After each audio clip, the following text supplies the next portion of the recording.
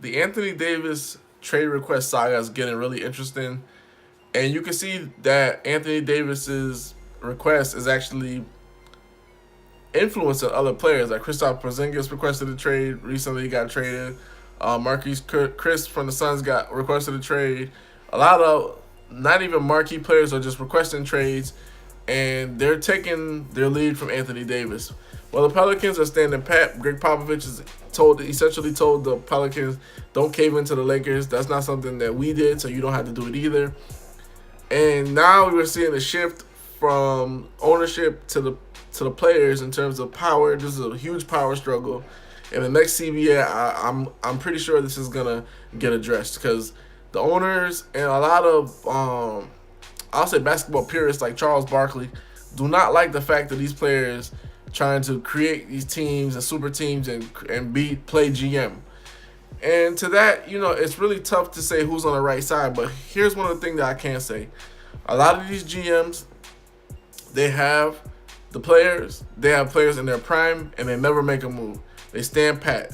Now, when the player is saying, "Hey, I don't want to do this anymore. I don't want to be here anymore," then it's a problem. But the minute the GM wants to trade the player for something that they feel like is gonna be of value to them, it's never a problem.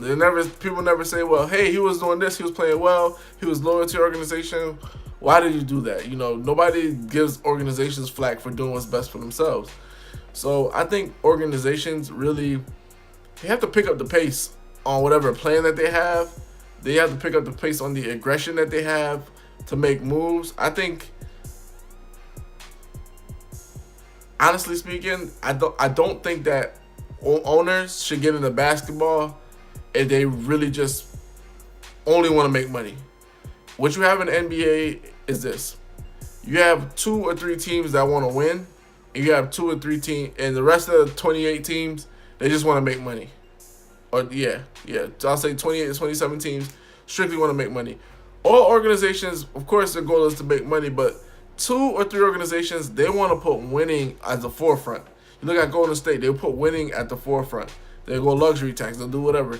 You looked at the Los Angeles Lakers, overall, winning is at the forefront. They're willing to spend whatever money, grab free agents, pay whatever luxury tax. You know what I'm saying? Even the Cavs for a bit, when LeBron held them hostage, winning was at the forefront. They were putting out a winning product. And then what hurt them, Dan Gilbert's thinking financially. And all these owners, they're already billionaires. They don't understand that even though I understand luxury tax, I understand repeat penalty, but if you spend now and pay now and invest now into a team, and let's just say you win 2, 3, 4 championships, whatever the case is, guess what? That franchise will forever be held in high esteem. So, like, for example, you look at the Golden State Warriors. If they don't win anything else going forward now, there's going to be so many Golden State Warriors fans that transcend into their 30s, 40s, 20s, 10 years old to 40 years old. They're going to be buying Golden State gear. They're going to be remembering the golden years. And you're going to be printing money. So it's just like, this counterintuitive for owners. Owners think, I save my money, I do this, do that. No, you have to put a winning product out there. You look at the Pelicans. They had Chris Paul for 6 or 7 years of his prime, which was the Charlotte Hornets, whatever the case is. They didn't do anything with it. Anthony Davis. They had Anthony Davis in his prime of this year, prime careers. Only won 1 playoff series, and that was like last year. They swept the Blazers. You have to be aggressive in your approach. So you really can't fault players who want to play GM because they're aggressive in their approach, and as you can see, they do better moves. Like DeMarcus Cousins, what he did was a crazy move, but it looks like it's paying dividends. LeBron trying to get himself to LA, that paid dividends. These moves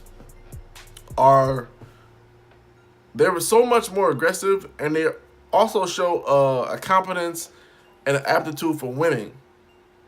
A lot of GMs just don't show that. A lot of GMs, they just show like, I want to make money off the concession stand. I want to make money off the popcorn stand. I want to make money off jersey sales or whatever the case is. I want to have dancers at the halftime show. Like, they don't think about, I want a winning product. I want to compete for championships. They don't think about that. They're like, maybe down the road we'll compete for a championship. And that's your problem. Forget down the road. What we can do now and tomorrow and the day after that to win a championship. So Anthony Davis, even though Chuck might not like it, he's doing something for himself that I think he deserves to vocalize. Now, the way that he went about it, I'm not a big fan. I feel like he should have told the organization himself, went into the office and said, hey, I would request to be traded. I want to keep this as quiet as possible instead of having Rich Paul announce it. Because now the whole ire and collusion comes into play. He got fined $50,000. Now it makes him look bad. They're taking him off of the player intros and everything like that already. So if they would have just kept it quiet and he would have got traded, everything would have been good. He would have been at the Lakers already. Everything would have been fine. But now that there's an air collusion, now look at the table. The table is messed up. Like, you know how you go to the dinner table, they have the white sheet, set the white cover table, and they have all the food or whatever. Like, what somebody did was they took all the food, they took it in that little blanket or whatever, and they just picked it up, whirled it around, and threw it on the floor. Because that table was set for Anthony Davis to get traded, for the Lakers to pick up AD, and the Pelicans to get some good pieces. Now, Pelicans are coming through with like a vindictive kind of attitude, which throws the whole thing off. Now you're thinking so much more emotionally, and that causes a rift between the star players, the organizations, and it's just going to make it harder for any deals to get done, which, hey, it is what it is, I guess, but I feel like this could have been handled much better on both ends. But when you have star players, guys, you have to be aggressive. You have to be aggressive because their window of an opportunity to win is not as big as most people would think. You don't play basketball for 10 to 12 years. So it's not even like it's like a huge, long career. Look, think about like somebody who's a police officer, a lawyer, a doctor, somebody that's been working at like UPS. You could work somewhere like that for like 10, 20, 30 years. Basketball is a finite career. Like 10 years is considered a long career. 5 years, 5 to 10 years is like great. Football is even worse. So, like I said before, you gotta be aggressive. Let me know what you think about this Anthony Davis stuff going on.